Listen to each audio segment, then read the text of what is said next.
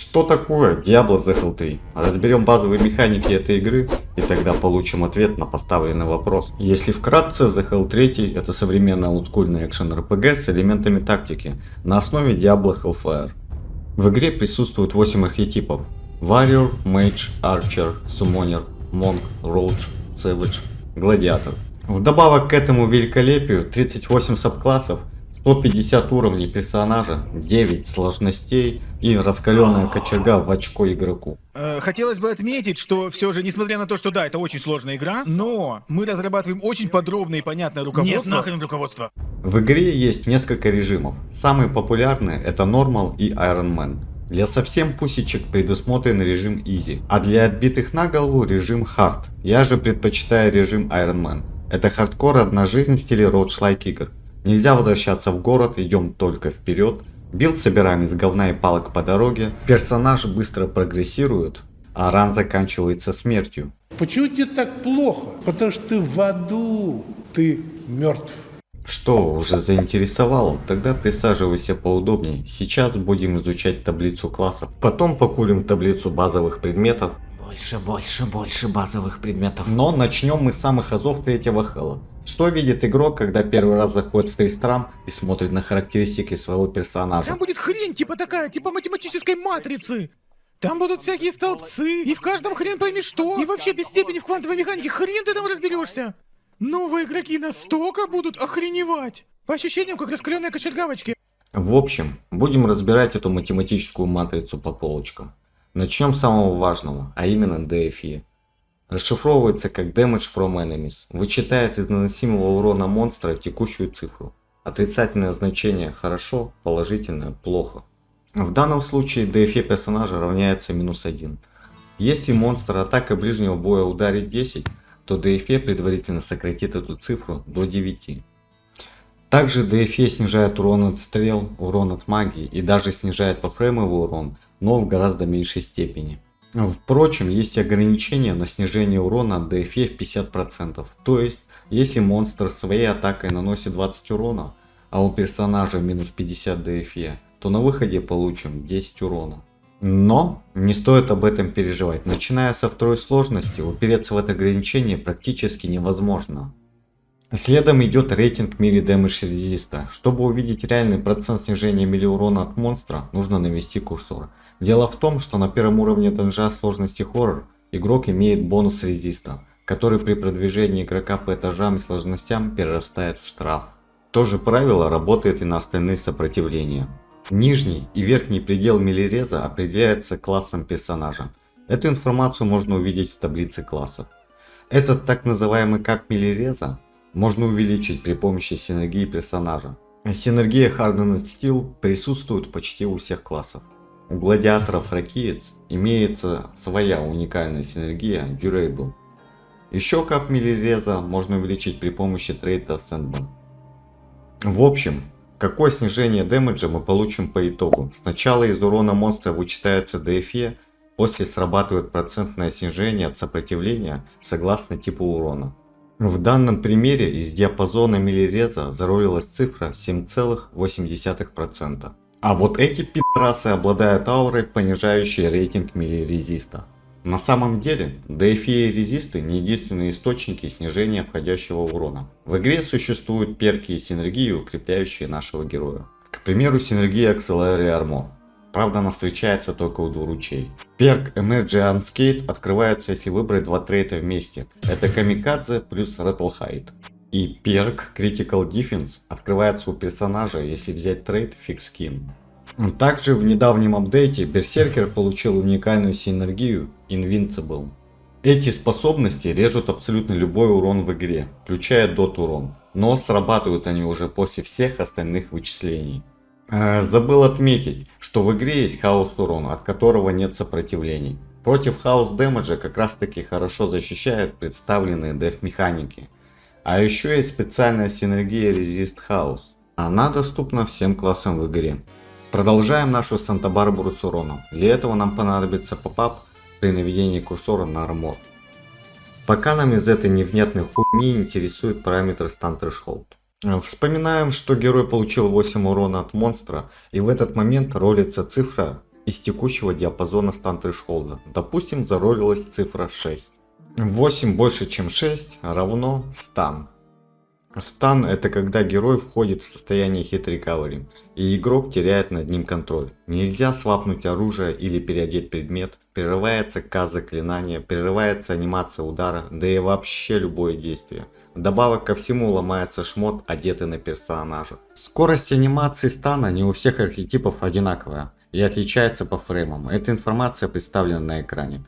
В первой Диабле 1 секунда разбита на 20 фреймов. Опытные игроки в D2 должны быть знакомы с этой механикой. В скорости анимации стана есть исключения по классам. Так Ассасинка имеет 6-фреймовую анимацию, а не 7, как остальные роги. Monkey Kensei имеет встроенный аффикс Faster Hit Recovery. В общем, на стан Threshold есть свои перки, к примеру Unstoppable. А вот Resilience есть не у всех классов. Также Critical Defense косвенно уменьшает вероятность получить стан. Далее рассмотрим Spell Deflection. Тут все просто. Spell Deflection добавляет шанс уклониться от рейнджовой магии, то есть снижает шанс попадания монстра каким-нибудь фаербластом по игроку. Величина Spell Deflection зависит от класса, уровня и перков персонажа. Макс блок шанс против мили является максимальной вероятностью заблокировать удар. А вот блок рейтинг определяет сам шанс на блок и складывается из базовой силы плюс базовая ловкость, деленная на 2. Сама формула шанса блока незамысловата.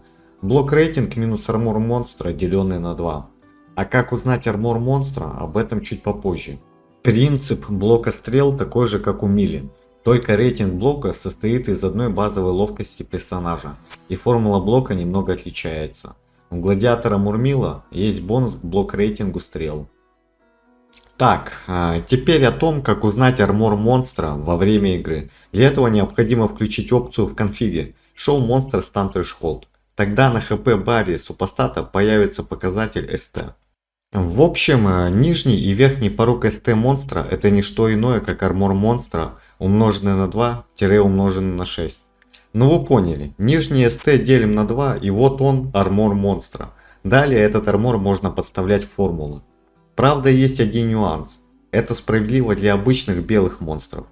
У миньонов, синих и уникальных монстров могут быть бонусы по стан трешхолду, и тогда эта схема уже не работает. В целом, разброс армора монстров на одном данж-левеле близок к нулю.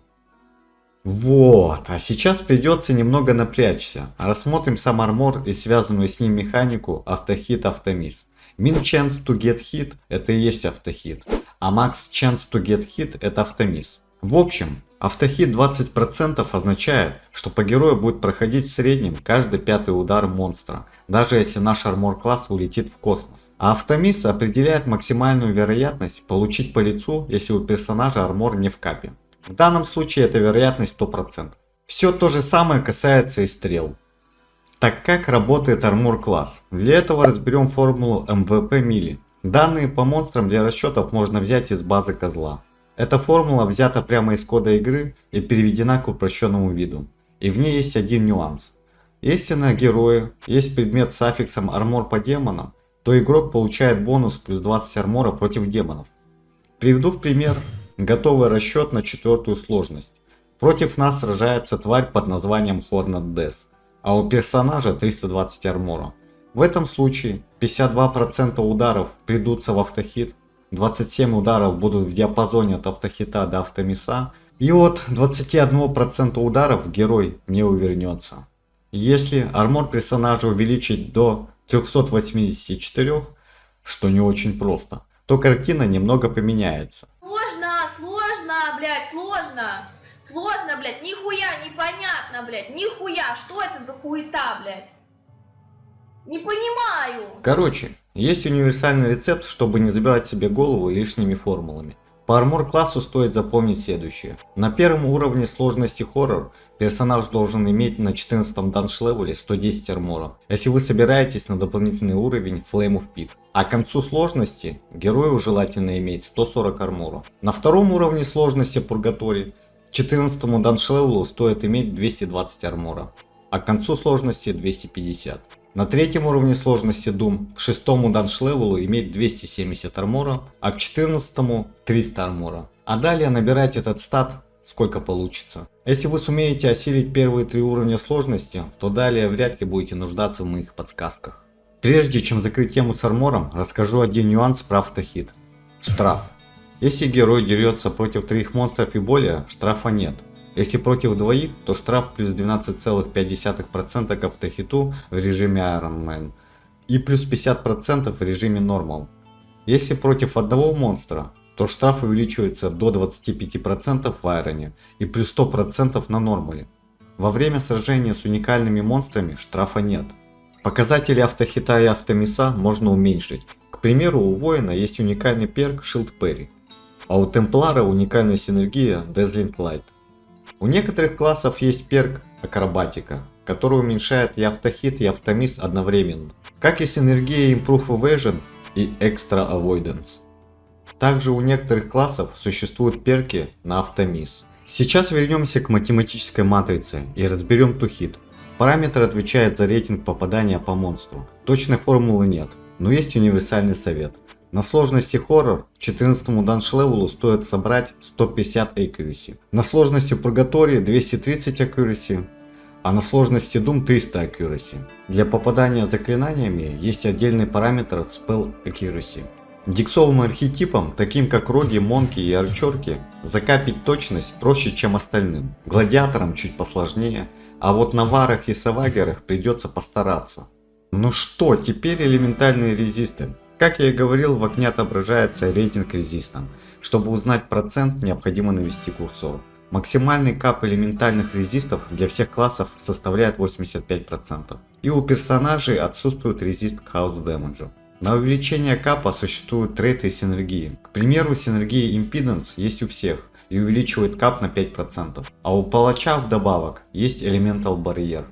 Arrow Damage Resistance это как Melee Damage Resistance, только Arrow. Останавливаться на нем не буду. А вот этот параметр относится к механике Knockback. Knockback это когда герой отталкивают и станет одновременно. Если упереться в стену, отталкивания не будет, но будет проходить стан. Причем стан иного характера, нежели тот, который получает герой от урона. От него спасает только Knockback Resist. Этот стан обладает все теми же негативными свойствами, что и обычный. Stonewall основной перк на Knockback Resist. У некоторых классов есть уникальные синергии.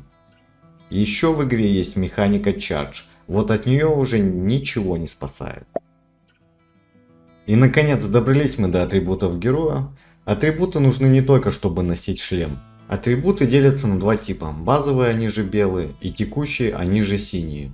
Базовые атрибуты это то, что мы вкачали при левелапе хардпоинтами, а текущие это те, что мы получили с предметов. И тут есть нюансы. Сейчас объясню, но по порядку. Strength. Сила увеличивает физ-урон героя, влияет на блок-рейтинг и дает плюс 1% knockback резиста за каждые 30 вкачанных поинтов. Именно вкачанных. То есть, если у нас 25 силы, а мы надели предмет плюс 5 силы, то бонуса не получим. И кстати, блок рейтинга тоже. А вот урон в рукопашке, пожалуйста. Magic. Магия наваливает spell damage, spell accuracy и ману. Но есть нюанс. Если за базовую магию герой по классу получает плюс 2 маны, то за синюю магию бонус к мане идет 1 к 1. И еще за каждые 20 магий добавляется манореген. Это все, что надо знать про Magic. Dexterity. Тут все намного проще. Каждая единица ловкости добавляет плюс 1 accuracy. Каждые 5 ловкости добавляет плюс 1 армор класса. Причем не важно, синяя это дикса или белая. Ну а про блок мы уже все выяснили. Vitality. Короче, каждые 10 Vitality, неважно базовый или текущий, накидывают по плюс 1 ко всем резистам. А вот Stun Threshold накидывает только базовая вита по формуле класса. Life Regen и HP дается по принципу уже разобранной магии. Синяя вита плюс 1 хп, качанная вита по формуле класса. Но и это еще не все. За каждые 50 базовой Vitality дается плюс 1 заряд рефлекта. В общем, самое важное рассказал, а в остальных параметрах секретов нет, но тема The Hell, я считаю, не раскрыта, так что ждите next видео. И напоследок, большущее спасибо спонсорам контента на моем канале, пацаны поддерживают, за что я безмерно благодарен и могу развивать контент. И конечно спасибо тем, кто просто ставит лайки. В целом рассчитываю на вашу поддержку в будущем.